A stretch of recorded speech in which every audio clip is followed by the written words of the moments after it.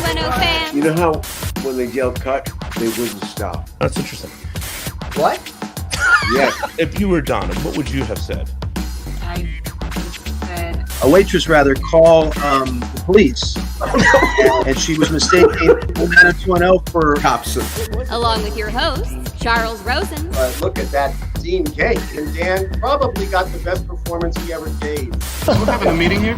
Oh, at least there's one person on this Fakata set that knows what they're doing. Larry I had a Mullen, friend named Craig Richland. There was still cocaine around and stuff. I always remembered him. I just kind of thought I would honor my coke dealer. Get out of here! Pete Ferrero, Here's where I learned it. It's possible Claire would have gone out with me. that was your so takeaway. sit back and relax because it's like totally time for the Beverly Hills 90210 show. Just hold on to me tonight. Okay, here we are back on the Beverly Hills 90210 show. We are covering today A Good Bad Boy, a book that is now out and everybody's super excited. We're going to bring the author, Margaret Wappler, on in a second here. But first off, Chuck Rosen, how are things with you? Well, it's stopped raining and the wind has stopped. The rain's coming back in the weekend, but at this point, when you get to be where I'm going through in life and whatever, every day matters. Every day counts. I saw Lisa yesterday in Torrance. I was down there doing a thing for their career day, so that was fun. Someone just asked, can you please put 90210 again on? And it's all I grew up with. I just... Oh. We're not the network. We're not gonna. Okay, Larry. I did figure out though how you could do it. Okay. I think I mentioned it. It's 90210 AI. Oh, amazing. Yes, that's Just, totally it. Continue with the characters, sample them, and then just write new stuff with them as that age, and just pick it up. Oh, it's such a brilliant idea. That is great. Larry, 90210 AI. Here we are. Larry Mullen, how are you? Good. I'm in Carmel by the sea. I don't know if you can see the sea there, but it's really pretty here. We're going to be having a nice dinner here and just catching up with friends. And Bryan from Reddit, how are things at Reddit? Good, nice and steady. Every day, so many posts. Anything controversial that we should be aware of? Controversial. I'm always Not love off the top when of my head. someone- I'm sure there's something. There's always something. when that someone's people are triggered on. on Reddit by something that happened on a show from 30 years ago. That's It's the you know what it is, Pete. I now figure this out. We've known each other. We've worked together now for a number of years. yes. Part of you's got a Jerry Springer quality, right? You just want to see them beat each other up with chairs. I kind of love it. I kind of love it. Every once in a while, I'll take a different position. I was team Brenda or team Kelly, and then it really gets them all very excited. So, all right, we're going to bring on the author. We're going to play an ad. I can't wait to get into this. Luke Perry is one of my favorite topics, and that's what we're talking about today. So we'll be right back. Hey, Beverly Hills 90210 fans. Check out all the latest rad stuff from the Beverly Hills 90210 show shop. They have everything you could possibly imagine. So, go there now, okay?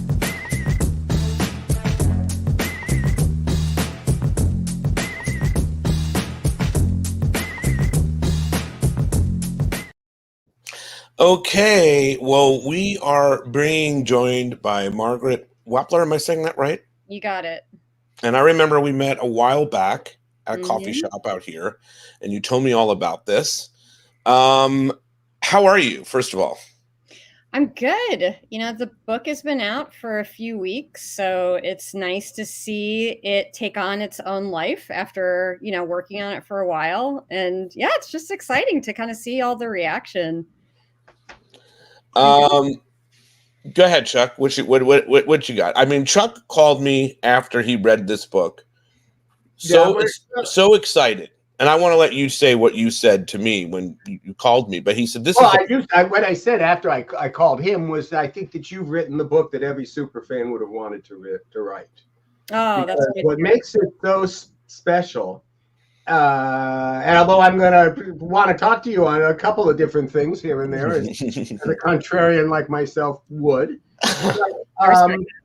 but it was really the part of when you put in your own family life and your life and the relationship to the show as it was going on. I can't tell you how many nights I would sit around, and this is the high school years, Larry, before we would get into it. And no, especially when the show started on its ascent and just started to go like, well, who's watching that? Who's our audience? Who is watching the show? Who watches Fox? Who is this? I was really much more of an MTM. And HBO didn't take off till I was lodged in this. But that was where if you would have said, what's your sensibility? I was a movie writer. I wrote movies. And so here I'm with this series. And only once we get to see a little smurmer of it when Fox News showed all the parties on our commencement episode. And I went, oh, well, that's, okay, there's our fan base in Norwalk. That's them. But who was our fan? What were they going through? And you did that so beautifully in this book. And I was so excited.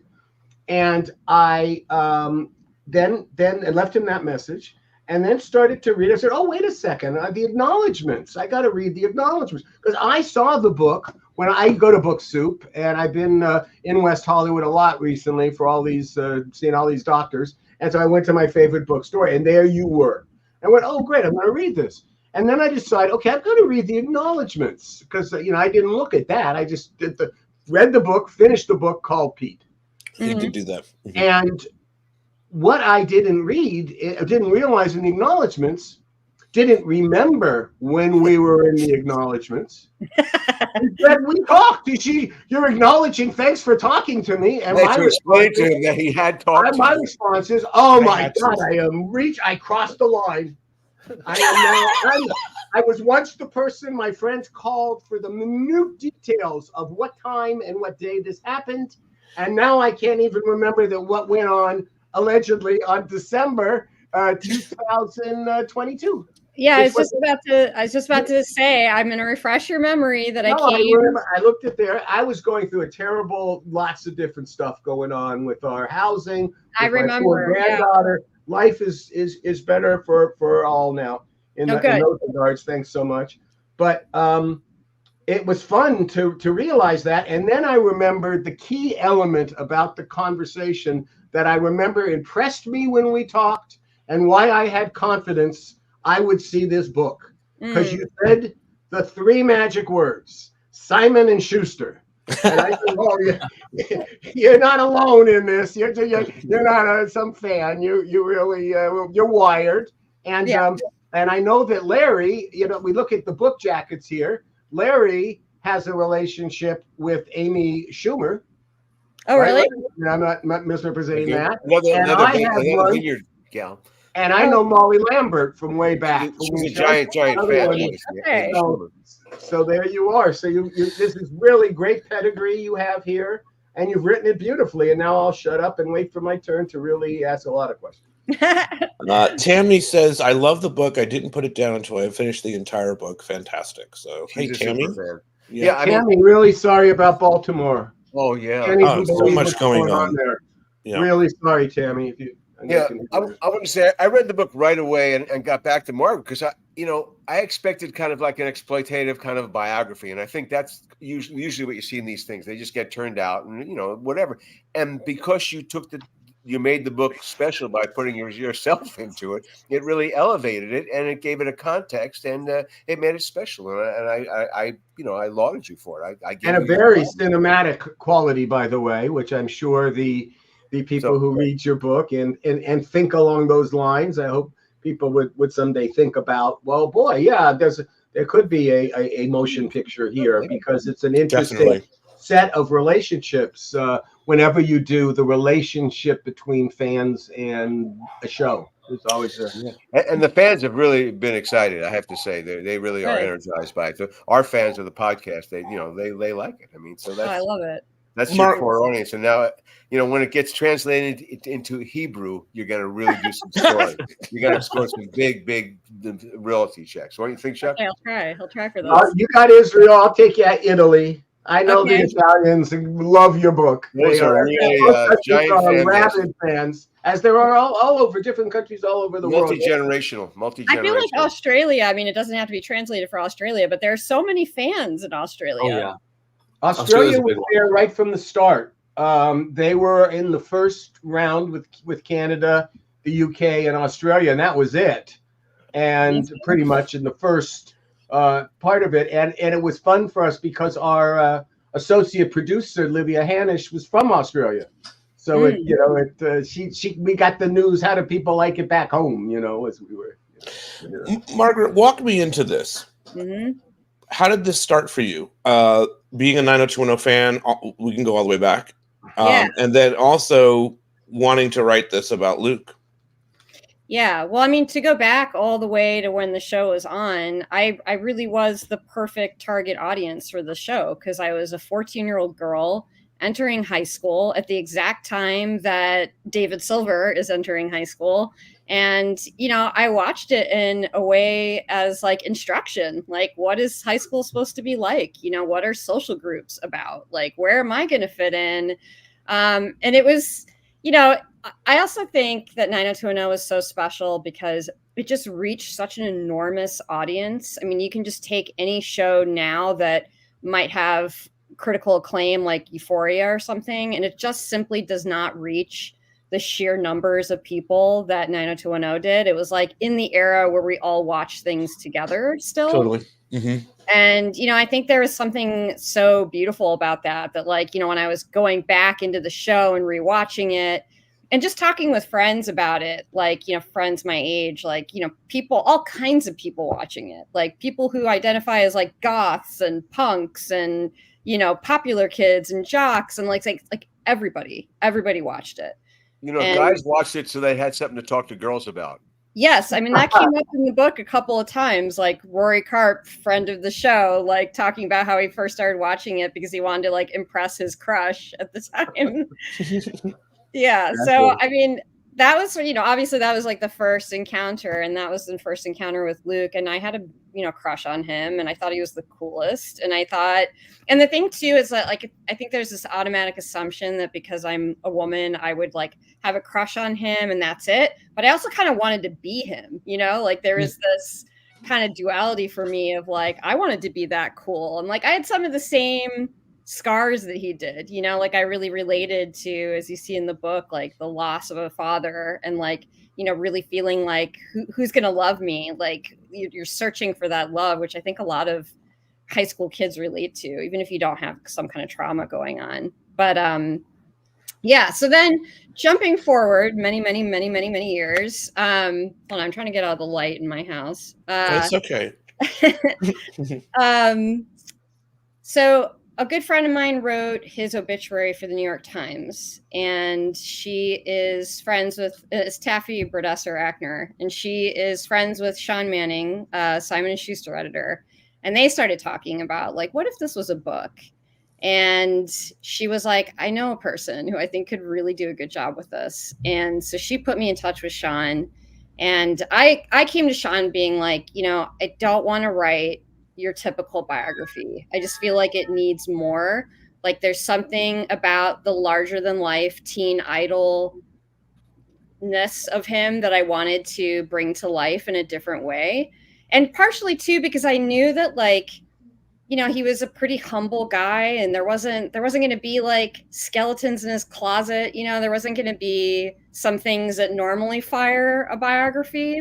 Mm-hmm. And I felt like, there has to be an X factor. There has to be something else. And we kind of experimented with a couple different ways, and really early on. And it was like, oh, my story clicks with this in terms of like, yeah, having kind of a similar story to Dylan's, also relating to Luke in a certain way. Like I came from kind of a working class background. I had certain experiences that I could relate to, the Midwest upbringing, all of those things. So yeah, it was just, that was the way to get into it. And it made it just so much more meaningful for me. And I think a lot of fans, like when he died, we all had that moment of like your whole life kind of like flushes by you, where you're like, oh yeah, I was 14 when I watched that show. I was, by the time it went off the air, I was out of college, in my first job. then, you know, like the relationships that you have in your life, and you think about where you were when Luke was doing like Oz, you know, it just kind of, I wanted to like sort of bring that to life, to sort of like open that flash into a whole book. So that was part of the idea. I love it. And, you know, even talking about his passing was just so shocking for so many of us fans. You know, I remember I couldn't do anything because I was just like totally floored by what was happening. Someone that was just beloved and just such a part of our hearts in the 90210 verse and growing up. Chuck, what are some of your thoughts and some of your questions? Well, we'll go to that. I'll leave the thoughts out because the one I was to get too many people mad at me, I think, just even thinking about that. You know, the interesting thing, one of the things specific that you talked about, because it's interesting, you talked about you went on beyond 902. You did it really well. And so you're talking about what was the most important thing to Luke as he was in his really in the early years, certainly the second year of 90210, which was 8 seconds.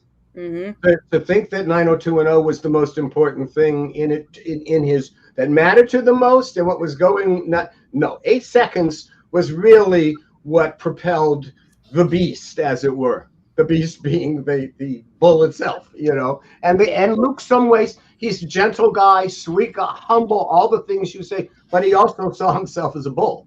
He also saw himself like the tough guy. You know, we wanted to write him as a tough guy, and he projected that out.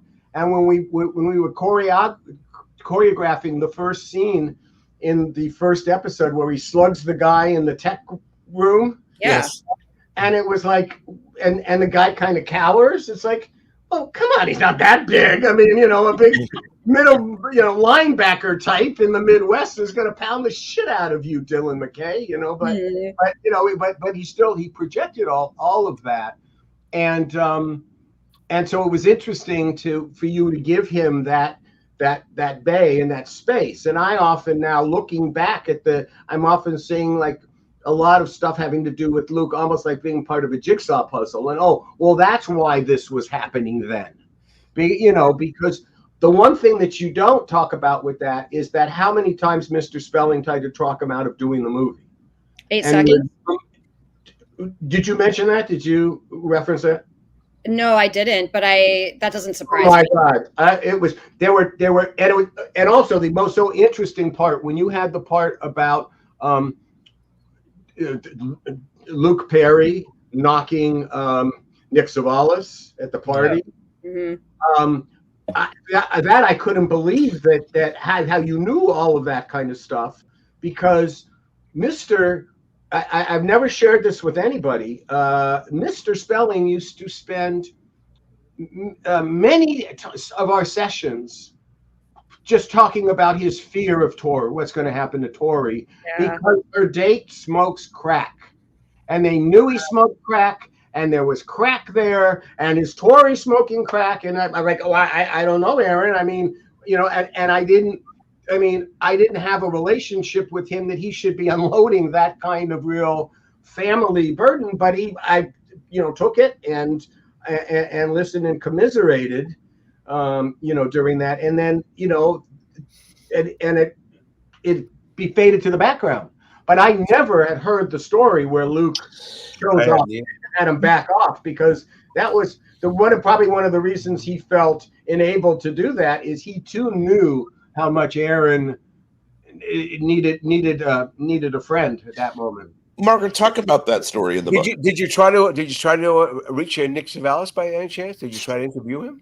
No, and I didn't, in part because, you know, I didn't want to foreground his story really, or get tangled in did it happen exactly?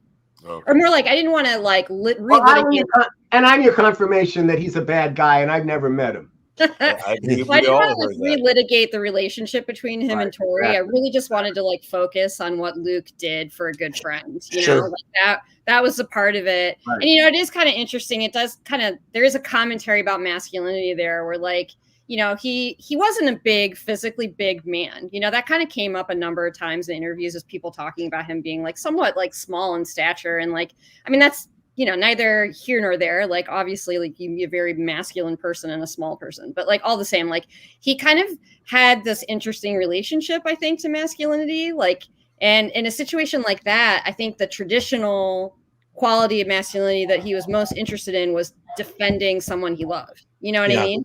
Like being there for a good friend and a woman and protecting her. And I think that did come back to his background of like seeing his biological father be abusive to his mother and being this 6-year-old kid who was powerless to stop it.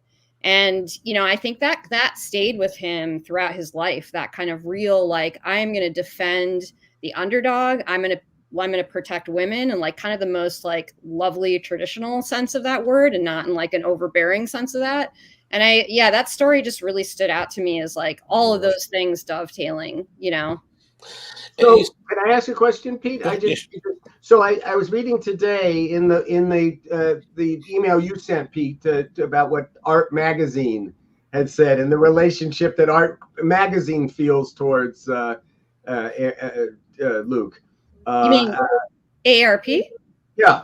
Oh, yeah. AARP, their magazine. They wrote about it in the book, and what you put there is a very nice piece. But one of the things I learned from that is that the family did not talk to you. No, they didn't. The family, for one thing, there's different parts of the family. And, I did have some kind of communication with just about all the major players. Like, I sent emails and communications to his kids, his ex-wife, his fiance, his sister. And, they all had kind of different reasons for not wanting to participate. And, I was pretty sad about that for a while. And I still feel like if they had participated, like it would be even more of an opportunity to really like extend his legacy. Like this book extended his legacy. I really believe that. Yes. And like they had an opportunity. Well, we'll continue to. It's a classic approach. This is going to, this for the next generation coming up. We'll read this to learn about the era and the person and stuff. Yes, no, it will be read. That's what's, I think, so exciting about your book. Yeah, thank you. I mean, so I was disappointed, and like, but obviously, like I said, I mean, and I don't want to speak for them, like people had different reasons. And in the end, it just felt like, okay, I was more drawn at any rate to like his acting and his career trajectory. I thought what he went through as an actor was really interesting and hard.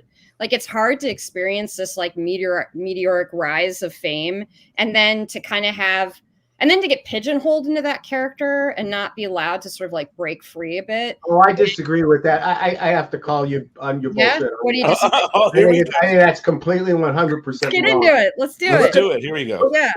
What parts did he get? The only part that he got pigeonholed doing was seasons 9 and 10 when he needed the dough.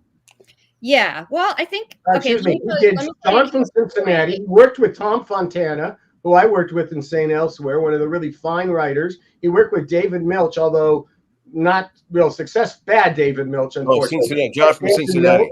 He got to pitch all over town and be in things. He did theater. He had, the thing that I was going to call it, and we'll talk about it now, but I'm friends with Mark Damon Espinosa, so I'm going to tease him over in the part that you talked about when he was lamenting. It seemed like this was not from the 90s, but more recently, Luke was, frustrated in the role of Dylan McKay, and I'm sorry that he's not around, so I can give him shit for even really, because he gave him he wanted to change where his focus was romantically. He got that he got exactly that. He wanted to have a plot that was intricate and detailed and not what would be expected. And of course and he got that with the money being stolen, not to mention the whole plot of his father. And the whole, what do you do with that? And you're dealing with your inner child, and you're dealing with things that you get into your own head, and you're doing that. You almost die of a heroin overdose, and you're in your own dreams. What was he typed as? Excuse me.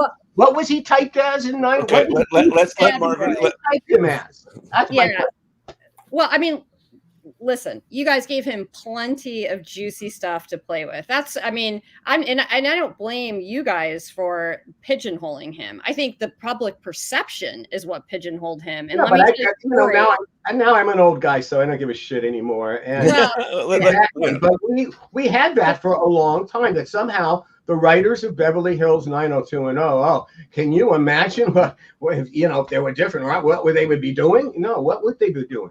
But let me tell you a story of how I think he got burned in a way by being Dylan McKay. In fact, I know he got burned by being Dylan McKay in this particular instance. So like Normal Life, a movie that he does with John McNaughton, a director, and then he's acting with Ashley Judd. And it's a story based on these real life, Chicago suburban people that couldn't achieve the American dream, and they turned to bank robbing. It's a real story. Like they just suddenly flipped and turned into bank robbers. And it's a really good movie. And it's also really good because it's all about the middle class just being like an unachievable thing, which has even more resonance now than back then. But Luke did so well in this movie. This movie is 96. And it goes out and tests in audiences in San Francisco suburbs. And these San Francisco suburbs people say, I don't want to see Dylan McKay wielding a shotgun and being a bad guy, a bank robber. This is my teen crush. This is my sweet little high school bad boy. He can't be that guy. And New Line, who, got behind the movie at first, they buried it. They were like, this isn't going to work. He's the star. People can't take him in this role. We're going to just trash this movie. And all they did was release it into a handful of theaters in New York, LA, and Chicago. And that to me, going back and seeing that movie now, I feel like belting a chorus of "There's no business like show business." I know. I'm serious. That does not derail an entire career. Excuse me. Well, what you're talking about is the setbacks. I can tell you setbacks, and I can tell you setbacks that derail careers. That was not one. Also got him into audition. Because you know why? Because that nice movie can be 3 years later or 2 years later given to a casting director to see and say, God, yeah, that's so much different than I thought. Yeah, exactly. I got to change the perception. I'm going to do that. Yeah. Did you interview Sid Levin? Did you interview his manager? No, I tried to reach out to her a number of times. That was not a strength. That was not one of Luke's strengths. And I think you can ask any of the people who you would run into in a 90210 capacity. I think they would kind of not acknowledge that there were other management groups that may have. He was very loyal to his friends. Yeah. I don't think that I think most of what happened in Luke's career was honestly, it was like a lot of bad luck. It's like he kept getting certain opportunities that should have blown him up, like the David Milch show. And like Oz, Oz did, I think, raise his profile. But like, take the David Milch show, for instance. Like, you have David Milch hot off of Deadwood, this really cool, interesting show, critically acclaimed. It's like John from Cincinnati should have been the next hit. And instead, it was this confounding, muddle of ideas that interesting, but it didn't take off in HBO. He had a deal, and they were contractually obligated to make it. If you put that name on anybody else's script, it would have never, I believe, gotten a green light. It was a contractual obligation to a very successful writer, and he got one more after that with the horse racing show, and then HBO tore that up. Right, Tremaine too. No more deal. Yeah, you get the rest. Cincinnati was written by was based on the book by Kim Nunn. I mean, you remember Kim Nunn? He wrote "Tapping the Source," the great surfing book. I was so excited to have Luke be in a surfing show. That's how I felt. It would have been perfect. Fans would know. The ocean, yeah. And then the problem was that Milch couldn't deliver the pages. Also, the production was stalled half the time. David was having. So Mark Tinker told me he was a director of that thing, and he would complain about the fact they just would sit for days without anything to shoot. Yeah, well. Yeah, John McNaughton, who I was just talking about, he was a director on John from Cincinnati too, and he had great stories about just like, David Milch would just get like a wild hair and like be like, okay, let's do this now, and it would just derail like days of shooting, and it was a mess. So I'm just saying that yes, but the thing that's important the thing that's important is not in what was this a good movie? Was this a good role? Was this a good? But look at the human being that came out of this. Yeah. Look at this uniformly loved guy, and we have the term the mensch. You know, he was a wonderful guy. Now, Charles and Karen got a real young version of him, and all the sharp elbows, they were directed to us. But we knew he came over here. There was a wonderful party we had when we moved to. I live in Venice Beach in LA, and when we first moved here, my kids range from ages like 33 to 39, particularly the girls who were 35 and 39 and were in the show, wanted to see the cast again. And so we had a party for the 20th anniversary of them graduating from West Beverly High. And Jason and his wife came, and Luke came. Unfortunately, with his fiance, unfortunately, his kids were not going to be able to join him that Sunday when the divorced dad thing. But Gabby came, and Jenny came, and Stephen, and Ian and Bryan came through media, and it was just a really, and Michael Cudlitz came, and it was a really good, warm time, and it was great to be Luke, because Luke and I had the one other passion in common, which was politics. I remember that, yeah. He talked about Sherrod Brown the whole time he was here. Who's anybody, super fans in Ohio, you owe it to Luke to vote for Sherrod Brown. Yes, you do. Yes, you do. One of the touching stories in the book is this story about Jason's car wreck. And that Luke goes to stay with Jason. Do you want to share a little bit about what you were told about that, Margaret? Yeah. So Jason, as we all know, was a race car driver for quite some time, and he got into a hideous car wreck in where was it, Kentucky, and he, basically for a couple minutes was literally pronounced dead, on the scene. And he gets into the hospital. Obviously, he's back alive, but he's extremely banged up, like broken legs, face unrecognizable, all that. And Luke, who often lived part-time in Tennessee, got word that this had happened. And he just went out to Jason right away, got to his bedside. Jason at this point, despite all kinds of people coming into the room who he loved, hadn't spoken yet. And the doctors are starting to worry that he was just, mentally not there. And Luke got into his face and he said, Jay, it's Luke. I'm here. And that was what made Jason say, it's Coy Luther Perry, and it was really funny that he said that full name, which was a name that Luke hated, because that was his biological father's name, who he's named after, and he felt no connection to that person. So it was unclear whether Jason was kind of ribbing him right in that moment. The nurses were like, wait, who's he talking about? This is Luke Perry, not right. Yeah. But it was a beautiful moment, between friends, just a really another moment that I just really loved when I read about that in Jason's memoir, but then also saw some old Good Morning America show about it as well. So, it's really touching. Chuck, I know you were touched by that story. Touched about it when the first time I heard it. To think of a world without Jason and Luke would be pretty tough for him. It's hard enough sometimes we don't have Luke, as I say, I really would like to give him shit.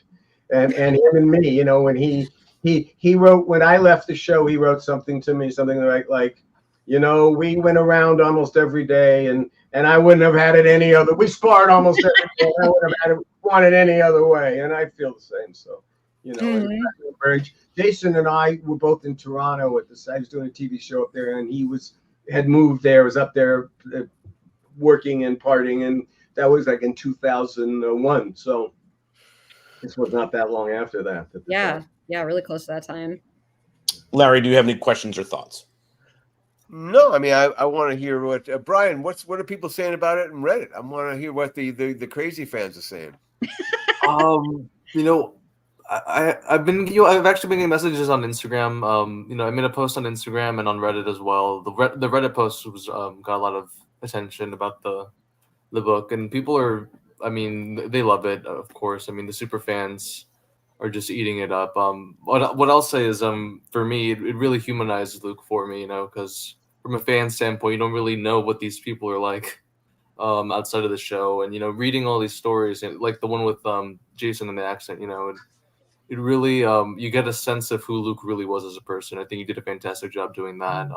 The one that stood out to me was the section with Mark, where he says, every time Luke would see him, he'd hug him and pull on his ears, the Dumbo ears. Yeah. That's something I would have never expected. Luke to be such an affectionate person to do something like that. Well, the thing I have heard through the years too, and I was talking to Rory Karp today, and he says hi, and he is so happy that he did this book, and he was very touched about the chapter that you put with him towards the end of the book about how Luke brought them together, and he thought you did a really wonderful job. But one of the things I think that I've heard a lot through doing this podcast is how Luke would randomly run into people or check up on them. He would call and check up on them.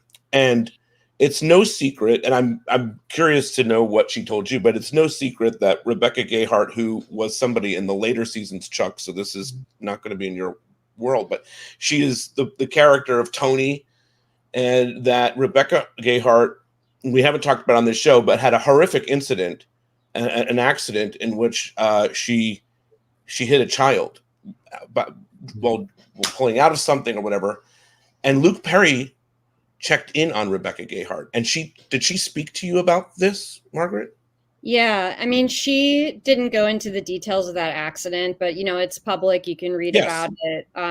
It's very sad. She basically struck a child while pulling up around a car, and the child unfortunately died a day later from his injuries. And she plunged into a real depression after that, which she talked about on a podcast, just how much she really, in her own words, said she didn't want to live.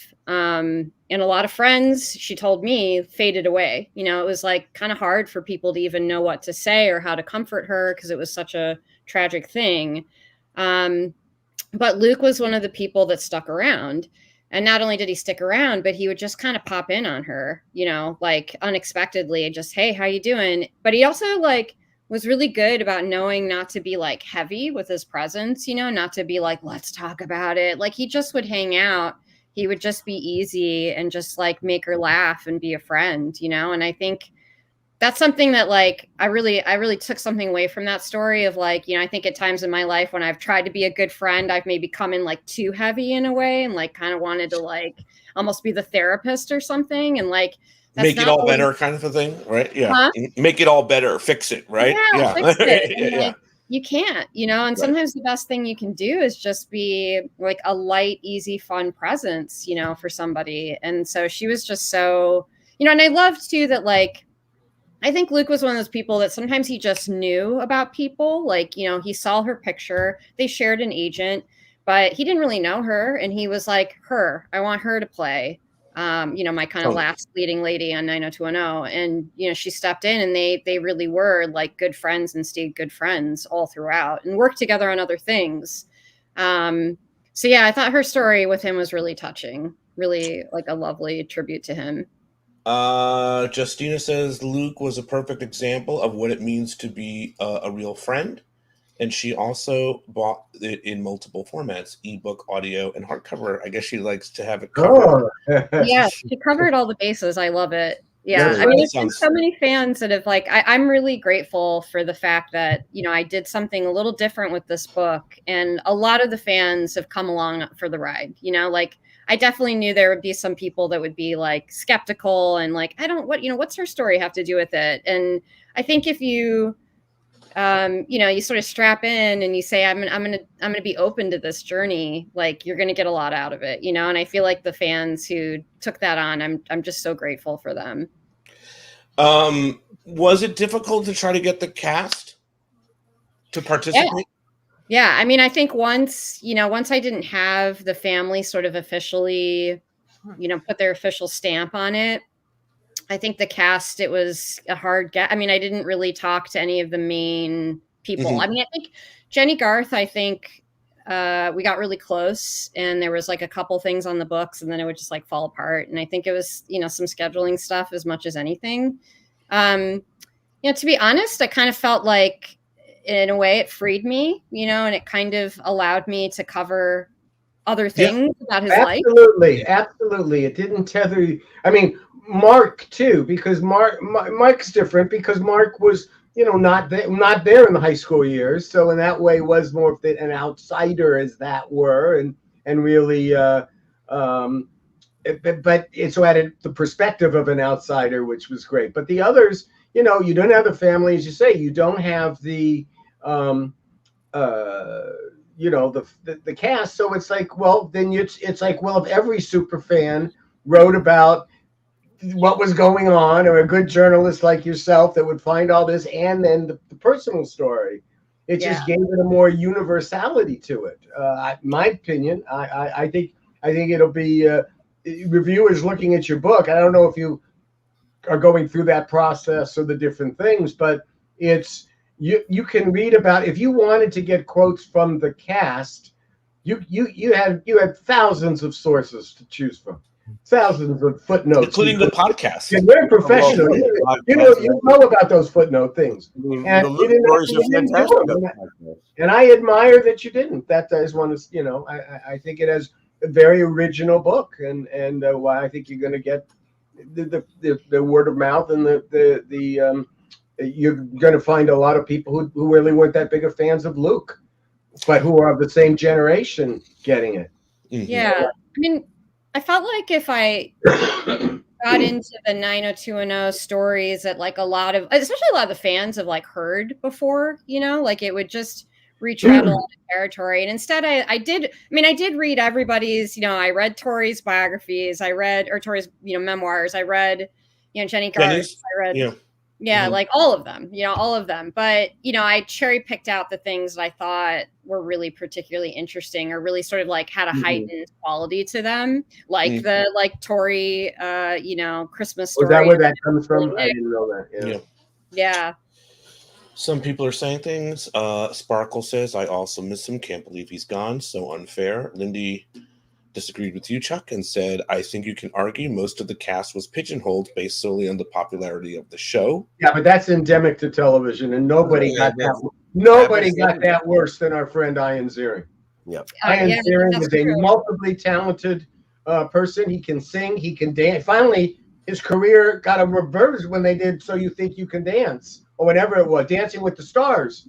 Right. And then it was all of a sudden, I can do more than that. This was a very talented, funny guy, who had a put him that everybody knows, oh, there's Steve Sanders. He got it the worst. The women were young and cute, and they all got really nice roles. But Tori, Jenny, Shannon. That's that's interesting. You're right that like the men kind of got it worse, as far as the pigeonhole. Except Bryan, because Bryan was a kid, and now Bryan is, so studly, gorgeous young man, young adult. Well, I also think it's something about the era, like back then, like there weren't many teenage shows. There wasn't any. You guys were basically one of, the first. And like, I think that kind of also made it hard for people to break those actors out and allow them to be other people. We're talking too about the era where like George Clooney was the guy on ER. He wasn't a movie star yet. And when he started being in movies, everyone was like, can he do it? You know what I mean? Yeah. Like, ooh, there was this big gate. Also, remember, George Clooney was The Facts of Life. That's true. That's true. I don't know if I have to say one thing, okay? Yeah. I was a young actor in Hollywood in 1981, and I got cast in The Facts of Life as the handsome National Guardsman who was going to carry Tootie out of the fire. This happened to you? You got cast? This happened to me. Eve Branston was a casting agent, and I get a call about a couple of days before, and Eve saying, I have to make a switch. Oh, God. Pay you the same amount of money, but I'm going to just give you the voiceover at the end. I'm paying you the same amount of money. I have to have this other guy play the part. And that guy was George Clooney. Oh, my God. Is this a true story, Larry? This is not a true story. It was not a very big part. It was just at the last part. Absolutely. And they brought him in, and he had more heat, and there it is. And that's no business. Like, I didn't think I lost my career over that. But yeah, that's what happened. Amaya says Riverdale was really a dream come true for him, so sad he didn't get to experience it longer. You mentioned in the book him rekindling his relationship with Shannon. Yeah. Yeah, I thought that was really touching, like hearing from you, Chuck, that like, and Larry, like they didn't always like see eye to eye. They didn't always get along. They didn't really click. Politically, obviously, really different. And then later on, though, I think, they both grew up and, water went under the bridge. And I think he also, once she got diagnosed, I think he really just like his heart went out to her. And I thought that was a real sign of growth too, like part of what I wanted to capture in this book, is just like growing up, like the fact that myself, him, like we all later in life, like sometimes our hearts get a little softer, we know how to forgive better than we did when we were younger. And so I just like certain stories like that I really wanted to bring to life because I felt like that was. No, I understand that. Same thing with Ian. And Shannon are very close now. I see them in photos together, and they go out of their way to be together. And he was not. They were at odds a lot. So he was back in, especially in season 4 when things got out of hand. Yeah, Shannon, like I definitely like, in just reviewing all the history of the show, like I think we sometimes all forget how incredibly young, she was. I mean, there's always the joke about 90210. Oh, they were all like 30 years old when they were cast. It's like, actually, Shannon was 19, she was, that's right. She was really young. And she was a showbiz kid. That's the thing that I know she taught that you grow up and you work as a child and Bryan had that experience. Bryan was a show business kid, is different.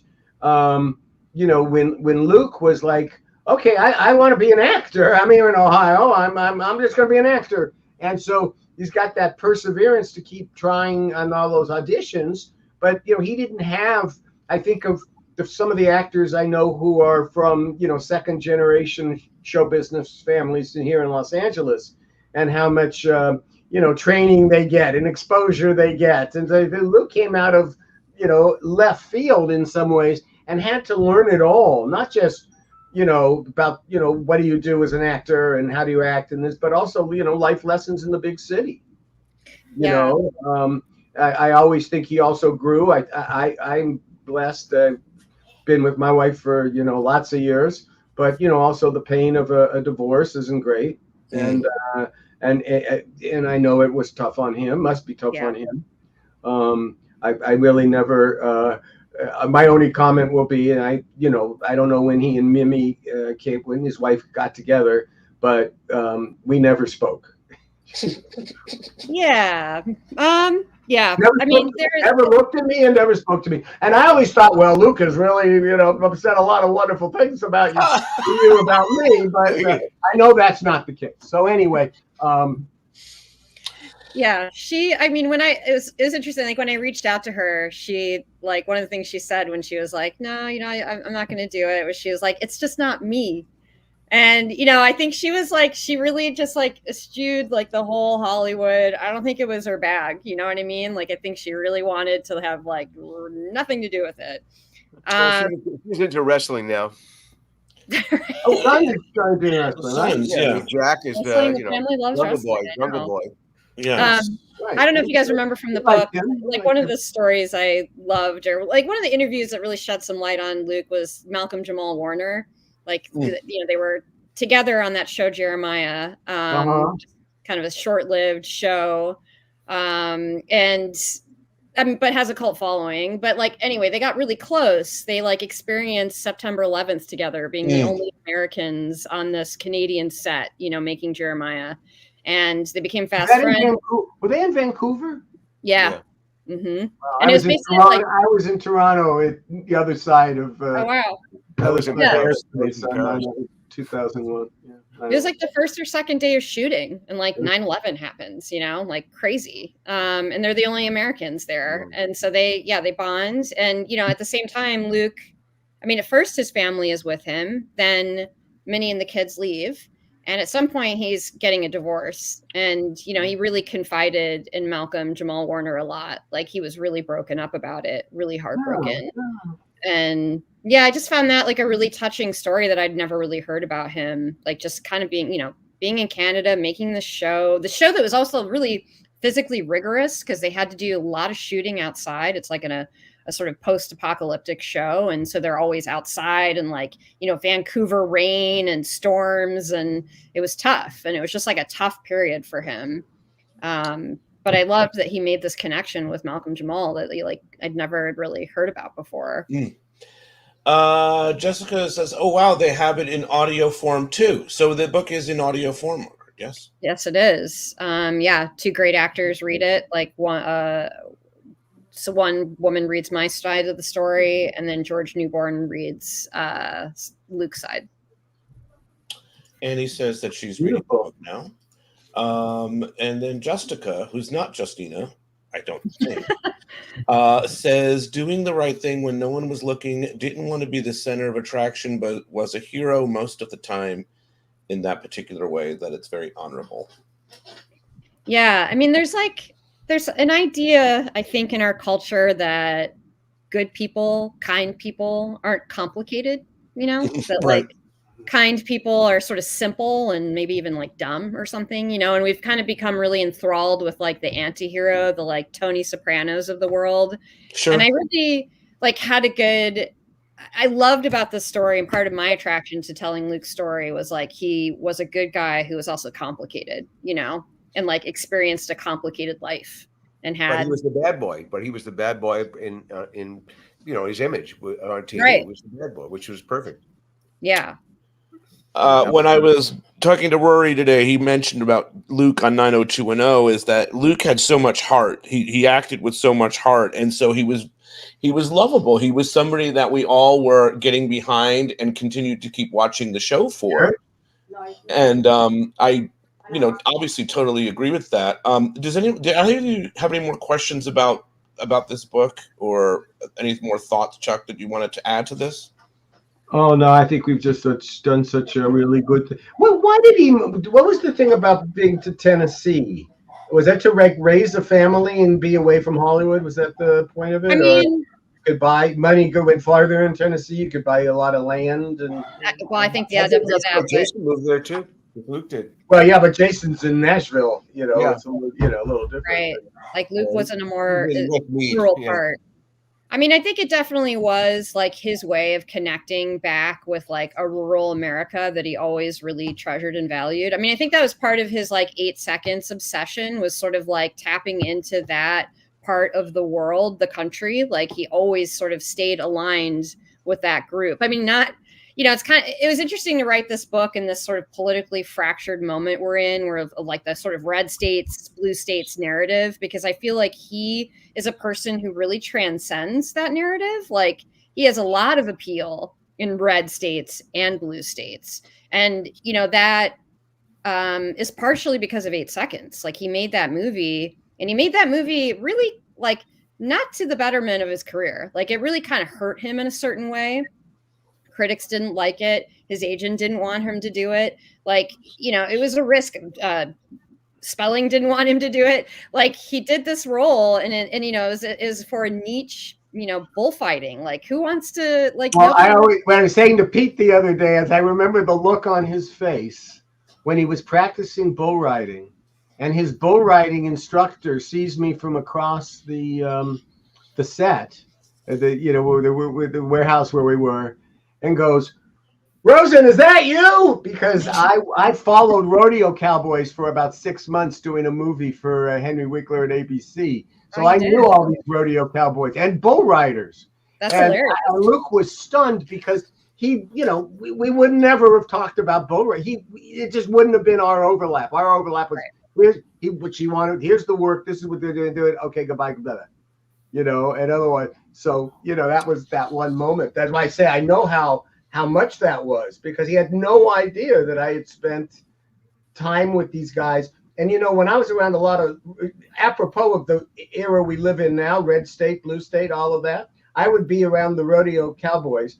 They would tell politically incorrect jokes. And I kept having to go, guys, I'm Jewish, you know, can you lighten up?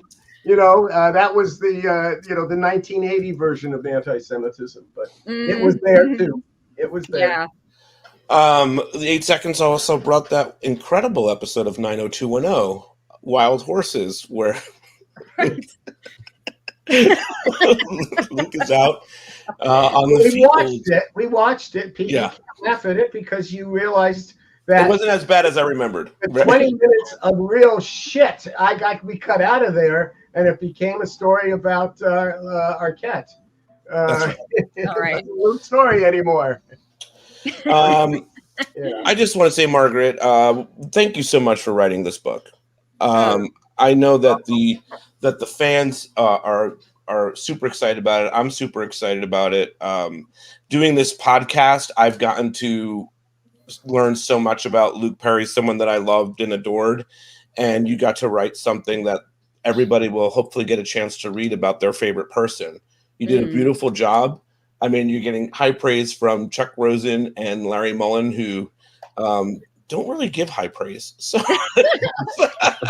oh, wait a second. I give a lot of high praise to Oppenheimer.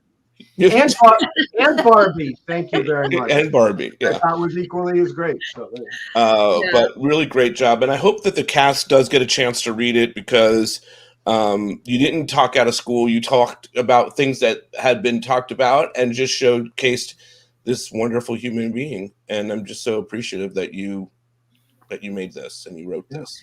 Well, thanks so much. I mean, I have to say to you guys that I massively appreciate this podcast because it was a huge research tool. I mean, I listened to, I don't know, so many episodes, and certain episodes, as you see in the book, I like go back to again and again, and they were real touchstones for me and really like informed a certain idea about Luke that I had. And also just like, it put me in the time and place of making that show. You know, there was I think it's like a pretty early show you guys did where you just talk about, Chuck, you in particular, talk a lot about kind of just the daily ins and outs of making that show and it being like a non-union show, for example, and like having to sort of like kick, people off the beach because you needed to film there. Like that kind of stuff just really, it's those small details that just make a writer like, so happy, like I can feel it. A couple things. Amy says, I'm reading it now and super thankful that Margaret did this book. Sparkle says, thank you, Margaret. And Stephen says that, or Stephen, I don't know, thank you. This was awesome. I've been watching from a hospital bed in Australia, and I will continue listening to the audio book. Thank you. And Sparkle said, this podcast is amazing. I'm so grateful for this forum. So there you go. This has been great. Any final thoughts from anyone else? Larry, do you have any final thoughts or anything? Yeah, people are going to find this book. And like I said, when it gets translated into other languages, you're going to get another boost on it because there's just ferocious fans all around the world who are multi-generational, and you're going to see it. And I wish you the best with it. I'm glad we were able to help you and keep, because it all, the rising tide lifts all boats. We're in the 90210 business. Yeah, you guys, I mean, thank you all for participating in the interviews. Like Pete, you were one of the very first people I reached out to, and you were a lifeline, kind of patching me through to people like Rory Karp, who just had a beautiful story and connection as both a fan and a friend. So I'm just so grateful to you guys. And we're super grateful for you too. So thanks so much. We will see everybody next week. Thanks so much. Thank you. Bye-bye.